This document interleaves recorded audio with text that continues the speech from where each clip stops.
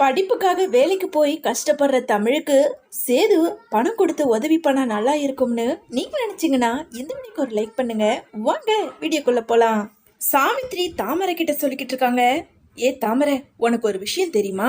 அந்த தமிழ்ச்செல்வி காலையில 4 மணி 5 மணி இருக்கும், அந்த நேரத்துக்கு எழுந்து பேகெல்லாம் எடுத்துக்கிட்டு எங்கேயோ போராடி.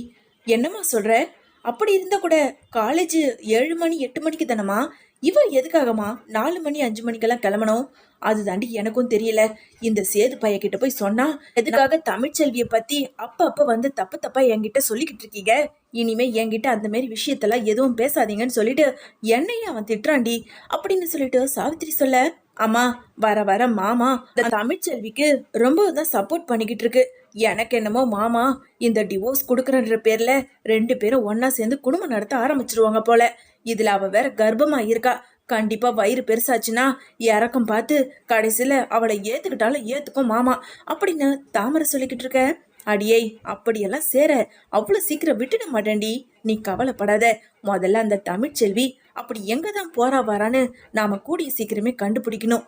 ஏன் நாளைக்கு கூட அவ பின்னாடியே போய் கண்டுபிடிப்போம். எப்பவும் போல தமிழ்ச்செல்வி இங்க படிப்புக்காக ஹோட்டல்ல வேலையும் செஞ்சுட்டு நைட்டு 11 மணிக்கு வீட்டுக்கு வர, அதை பார்த்ததும் சேது இருந்துகிட்டு, ஏய் உன்னை எத்தனை தடவை சொல்லியிருக்கேன் விளக்கு வச்சதுக்கு அப்புறம் லேட்டா வீட்டுக்கு வராதுன்னு. என்ன நான் சொல்றது நீ கேட்கவே மாட்டியா? அப்படி நீ எங்கதான் போயிட்டு வர? ஒரு பொம்பளைனா சீக்கிரமா வீட்டுக்கு வரணும், அதை விட்டுட்டு நல்ல ஊரை சுத்திட்டு வர அப்படின்னு சொல்லிட்டு சேது கேட்க, இங்க பாருங்க, நான் நேத்து உங்ககிட்ட சொன்னேன் தேவையில்லாம என்ன சந்தேகப்பட்டுக்கிட்டு என்ன தப்பா பேசாதீங்கன்னு. எதுக்காக இப்போ தேவையில்லாததெல்லாம் பேசிக்கிட்டு இருக்கீங்க? பேசாம உங்க வேலையை பாருங்க. நீங்க எங்க போறீங்க எங்க வரீங்கன்னு நான் உங்ககிட்ட கேட்டுக்கிட்டா இருக்கேன். நீங்க மட்டும் எதுக்காகங்க என்ன கேட்டுக்கிட்டு இருக்கீங்க? ஏன் இஷ்டம். கோர்ட்டுல சொன்னதுக்காக தான் நான் இங்க வந்து இருக்கனே தவிர உங்க கூட சந்தோஷமா இருக்கணுன்றதுக்காகலாம் நான் இங்க வரல. என்னை எதுவும் கேள்வி கேட்காதீங்க, அம்புட்டு தான் நான் சொல்லுவேன் அப்படின்னு தமிழ்ச்செல்வி சொல்லிட்டு தன்னோட வேலையை பார்த்துக்கிட்டு இருக்காங்க.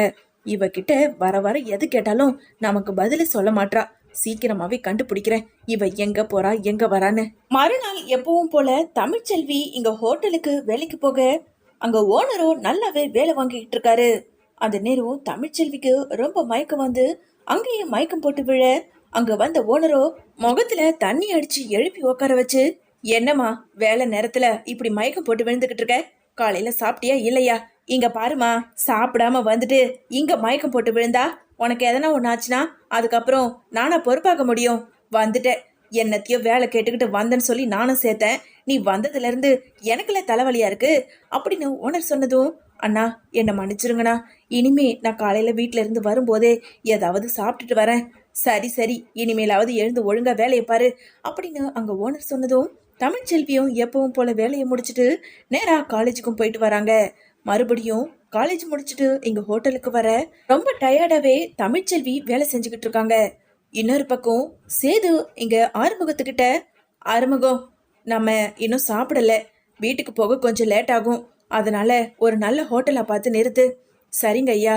ஐயா இந்த ஹோட்டல் நல்லா இருக்கும், நாம வேணா இங்க போய் சாப்பிடலாமா? வாங்க ஐயா அப்படின்னு ஆறுமுகம் சொன்னதும், சரி வா. 2 பேருமே கிளம்பி நேரா அந்த ஹோட்டலுக்குள்ள போறாங்க. ஹோட்டலுக்கு உள்ள போன இங்க சேதுவும் ஆறுமுகமும் உட்காந்து சாப்பிட்டுக்கிட்டு இருக்க. அந்த நேரம் இங்க ஓனர் இருந்துகிட்டு, ஏமா 5ஆம் நம்பர் டேபிளை யார் கவனிக்கிறது அப்படின்னு சொல்லி சொன்னதும் தமிழ்ச்செல்வியோ வெளியே வராங்க. தமிழ்ச்செல்வி வெளியே வர்றதை பார்த்ததும் உடனே இங்க ஆறுமுகம் இருந்துகிட்டு, ஐயா அங்க பாருங்க யாரு இருக்கிறதுன்னு பாருங்க, கடவுளே இது என்ன கொடுமை அப்படின்னு சொல்லிட்டு ஆறுமுகம் ரொம்ப பதட்டத்தோடு சொல்ல, என்ன ஆறுமுகம், யாரை பார்க்கணும்? ஐயா கொஞ்சம் அங்க பாருங்க அப்படின்னு சொன்னதும் சேதுவோ நிமிர்ந்து பார்க்க, தமிழ்ச்செல்வி அங்க ஹோட்டலோட யூனிஃபார்மை பார்த்துக்கிட்டு எச்ச இலையும் எடுத்துக்கிட்டு இருக்காங்க. அதை பார்த்ததும் இங்க சேதுவுக்கு அதிர்ச்சி ஆகுது. ச்சே, இந்த கேவலத்தை பாக்குறதுக்காக தான் நான் இந்த ஹோட்டலுக்கு வரணுமா? இதுக்கு வர்றதுக்கு தான் நீ என்கிட்ட போய் சொல்லிக்கிட்டு இங்க போன அங்க போன சொல்ல முடியாதுன்னு சொல்லிட்டு இப்படி என்னை ஏமாத்திக்கிட்டு இருக்கியா? உனக்கு இந்த வேலை பார்க்கறதுக்கு கேவலமா இல்லையா அப்படின்னு சொல்லிட்டு சேது அங்கேயே சத்தம் போட, உடனே தமிழ்ச்செல்வி இருந்துகிட்டு, உங்களுக்கு சாப்பிட என்ன வேணும்? நான் ஒரு கேள்வி கேட்டா அதுக்கு பதில் சொல்லாம சாப்பிட என்ன வேணும்னு வெக்கமே இல்லாம என்கிட்டயே கேள்வி கேட்டுக்கிட்டு இருக்க. சி, ஆறுமுகம் எழுந்துரு, நாம இங்க இருந்து கிளம்பலாம் அப்படின்னு சொல்லிட்டு ஆறுமுகத்தை அழைச்சுக்கிட்டு அங்க இருந்து சேது ரொம்ப கோவத்தோட வெளியே போறாரு. கிளம்பின சேது நேரா ஹோட்டல் ஓனர் கிட்ட வந்து, யோ உனக்கெல்லாம் கொஞ்சம் கூட வெக்கமாவே இல்லையா? ஒரு பொண்ணு கர்ப்பமா இருக்கும்போது அந்த பொண்ணை நீ வேலைக்கு வச்சிருக்க அப்படின்னு சொல்லிட்டு சேது பேச உடனே ஓனர் இருந்துகிட்டு, என்ன சார் சொல்றீங்க? யார் கர்ப்பமா இருக்கா? அதோ இருக்காளே தமிழ்ச்செல்வி, அவ தான் கர்ப்பமா இருக்கா. கர்ப்பமா இருக்கும்போது ஒரு பொண்ணை எதுக்காக நீ வேலைக்கு வைக்கணும்? இப்படியெல்லாம் பண்ணன்னு வச்சுக்கோ, போலீஸ்ல கேஸ் போட்டுருவேன். ஐயா, அப்படியெல்லாம் பண்ணிடாதீங்க. நான் பேசி அந்த பொண்ணை வேலையை விட்டு நிறுத்திடுறேன். நீங்க கவலைப்படாதீங்க, நீங்க போங்க அப்படின்னு சொல்லிட்டு இங்க ஓனர் சொல்ல கொஞ்ச நேரத்துல சேது கிளம்பி வெளியே போயிடுறாரு. அங்க தமிழ்ச்செல்வியை கூப்பிட்டு இங்க ஓனர் இருந்துகிட்டு, ஏமா நீ வயிற்றுல புள்ளைய வச்சுக்கிட்டு எங்க வந்து வேலை செஞ்சிட்டு இருக்க? நாளைக்கே எதனா ஒன்று ஆச்சுன்னா அதுக்கப்புறம் என் மேல பெரிய பழி வரத்துக்காமா? முதல்ல இந்த வேலையை விட்டு நீ வெளியே போமா. உடனே தமிழ்ச்செல்வி இருந்துகிட்டு, அண்ணா தயவு செஞ்சு அவர் சொல்றாருங்கிறதுக்காக என்ன வேலையை விட்டு நிறுத்திடாதீங்க. நான் கர்ப்பமா தான் இருக்கேன். ஆனா என் வயிற்றுல வளர்ற புள்ளிக்கு எந்த ஒரு ஆபத்தும் வராது. அதை நான் பாத்துக்கிறேன். என்னம்மா பேசுற? நீ கர்ப்பமா இருந்துகிட்டு உன்னை நான் வேலையில வச்சேன்னு வச்சுக்கோ, அதுக்கப்புறம் இதை போறாரே அவர் போலீஸ்ல கம்ப்ளைண்ட் கொடுப்பேன்னு சொல்லிட்டு போறாரு. அண்ணா அந்த மாதிரி எல்லாம் எதுவும் ஆகாது. போனவர் வேற யாரும் கிடையாது, என்னோட புருஷன். அதனாலதான் ஏதோ ஒரு கோபத்துல இந்த மாதிரி பேசிட்டு போயிட்டாரு. என்ன மீறி அவர் யார்கிட்டயும் போலீஸ் அது இதுன்னு போக மாட்டாரு. எல்லாத்தையும் நான் பாத்துக்கிறேனே. தயவு செஞ்சு என்ன வேலை மட்டும் வேண்டான்னு சொல்லாதீங்க. என்னம்மா பேசுற? போனவர் உன் புருஷனா? ஏன் நல்லா தானே இருக்காரு. அப்படி இருக்கும்போது உனக்கு அவர் காலேஜுக்கு ஃபீஸ் கட்ட மாட்டாரா? இல்லைண்ணே, எனக்கும் அவருக்கும் கொஞ்சம் மனஸ்தாபம். நாங்கள் விவாகரத்து வாங்கலாம்னு இருக்கோம். அதனால தான் நான் தனியாளாக இருந்து படிக்கணும்னு ஆசைப்பட்டு இங்கே செலவுக்காக வேலைக்கு சேர்ந்துருக்கேன். தயவு செஞ்சு என்னை இந்த வேலையை விட்டு மட்டும் தூக்கிடாதீங்கண்ணே. இந்த வேலை இல்லைனா என்னோட படிப்பே போயிடும், என்னோட கனவே போயிடும் அப்படின்னு தமிழ்ச்செல்வி ஒரு வழியாக கெஞ்சி இங்கே ஓனரையும் சமாதானப்படுத்திடுறாரு. இன்னொரு பக்கம் வீட்டுக்கு வந்த சேது ரொம்ப கோவத்துல இருக்க அந்த நேரம் தமிழ்ச்செல்வி வீட்டுக்குள்ள வராங்க. ஏய், எதுக்காக வீட்டுக்குள்ள வர? வீட்டு வாசலே நில்லு, வீட்டுக்குள்ள நீ வரவே கூடாது அப்படின்னு சேது சொல்ல, நான் எதுக்கு வீட்டுக்குள்ள வரக்கூடாது? நான் இந்த வீட்டுக்குள்ள தாராளமா வரலாம் அப்படின்னு தமிழ்ச்செல்வி சேதுவை எதிர்த்து பேச, அதென்ன பார்த்தேன், நீ என்னைக்கு என்னோட வார்த்தைக்கு அடங்கி போயிருக்க? எதுக்கத்தாலும் எதிர்த்து பேசுறது, தேவையில்லாததை மறைக்கிறது, பொய்க்கு மேல பொய் சொல்றது. இப்போ ஹோட்டல்ல போய் வேலைக்கு சேர்ந்திருக்க, உனக்கு வெக்கமா இல்ல? நீ இந்த வீட்டு மருமக அப்படின்னு சொல்லிட்டு சேது சொல்ல, என்ன சொன்னீங்க? நான் இந்த வீட்டு மருமகளா? நீங்க தான் என்னை பொண்டாட்டியாவே ஏத்துக்கலையே. அப்படி இருக்கும்போது நான் எப்படி இந்த வீட்டு மருமகளா இருக்க முடியும்? ஏய், என்னடி நக்கலா சிரிச்சுக்கிட்டு திமிரா பேசிக்கிட்டு இருக்க? உனக்கும் எனக்கும் விவாகரத்துக்கு நாம கோர்ட்டில் கொடுத்துருக்கோம். ஆனா இன்னும் விவாகரத்து கிடைக்கல. அது வரைக்கும் நீ இந்த வீட்டு மருமக தானே, என் அப்பாவோட மருமக. நாளை பின்ன நீ ஹோட்டலில் வேலை செய்கிறேன்னு இந்த ஊர் உலகத்துக்கு தெரிஞ்சதுன்னு வச்சுக்கோ, அதுக்கப்புறம் என் அப்பாவோட மானமே போயிடும். இப்படி என் குடும்ப மானத்தை கெடுக்கிறதுக்குன்னே நீ எதுக்குடி இந்த குடும்பத்துக்கு வந்த? இப்போ யாருக்கும் தெரியாமல் போய் ஹோட்டலில் வேலை செஞ்சுக்கிட்டு இருக்க. முதல்ல அந்த வேலையை விட்டு நில்லு. உனக்கு என்ன தேவையோ அதை நான் பண்ணுறேன் அப்படின்னு சேது சொல்ல, உடனே தமிழ்ச்செல்வி இருந்துக்கிட்டு, இங்கே பாருங்க, எனக்கு எந்த உதவியும் நீங்கள் பண்ணவும் தேவையில்லை, நான் அதை எதிர்பார்க்கவும் மாட்டேன். நான் எப்படி படித்து எப்படி மேலே வரணும், டாக்டர் ஆகி காட்டணும்னு எனக்கு தெரியும். எனக்கு யாரும் உதவி பண்ண வேண்டாம் அப்படின்னு தமிழ்ச்செல்வி சொல்லிக்கிட்டு இருக்க. இதை எல்லாத்தையுமே சாவித்திரியும் தாமரையும் வாசலை நின்று ஒட்டு கேட்டுக்கிட்டு இருக்காங்க. அடி சக்க, அதென்ன பார்த்தேன், நீ எங்க காலங்காத்தால எழுந்து 5 மணிக்கெல்லாம் வீட்டை விட்டு வெளியே போறியேன்னு பார்த்தேன். இப்போதானே தெரியுது குடும்ப மானத்தையே கப்பலை ஏத்துறதுக்காக நீ ஹோட்டலுக்கு வேலைக்கு போறேன்னு. உனக்கு வெக்கமா இல்லையா தமிழ்ச்செல்வி? ஒரு ஹோட்டல்ல போய் எச்சையில எடுக்கிறதுக்கு. உடனே தமிழ்ச்செல்வி இருந்துகிட்டு, இங்க பாருங்க, ஹோட்டல்ல எச்சையில தான் எடுக்கிறேன். நான் ஒன்றும் திருடுறதுக்கு போல, மற்றவங்களோட குடியை கெடுக்கிறதுக்கு போல அப்படின்னு தமிழ்ச்செல்வி சொல்ல, ஏய் என்ன என் அம்மாவையே எதிர்த்து பேசுறியா? ஆமா, நீ இந்த வீட்டு மருமகளா தானே இப்போ வரைக்கும் இருந்துகிட்டு இருக்க. அப்படி இருக்கும்போது மாமாவோட மானத்தை கப்பல் ஏத்துறதுக்குன்னே இப்படி எச்சையில எடுக்கிறதுக்கு ஹோட்டலுக்கு போறியே, நாளை பின்ன மாமாவுக்கு தெரிஞ்சா என்ன ஆகும்னு தெரியும்ல அப்படின்னு தாமரை சொல்ல, இங்க பாரு தாமரை, இது என்னோட இஷ்டம். தேவையில்லாம என்னோட வாழ்க்கையில வந்து நீ பேசுற வேலை வச்சுக்காத, அதுக்கப்புறம் ஓங்கி பலார்னு கண்ணத்திலே கொடுத்துருவேன். உடனே தாமரை இருந்துகிட்டு, மாமா பாத்தீங்களா மாமா, இவ உங்க எதிரிலே என்னை அடிச்சிருவாளாம். இவளுக்கு எவ்வளவு திமிர் இருக்கும், எல்லாமே நீங்க கொடுக்குற இடம் தான் மாமா அப்படின்னு தாமரை சொல்ல, உடனே சேது இருந்துகிட்டு, என்ன தமிழ்ச்செல்வி, இப்போ தாமரை என்ன சொல்லிட்டா? இந்த குடும்ப மானத்தை கெடுக்கிறதுக்காக தானே நீ எச்சையில பொறுக்கிறதுக்காக அங்க போற. இனிமே அதெல்லாம் தேவையில்லை.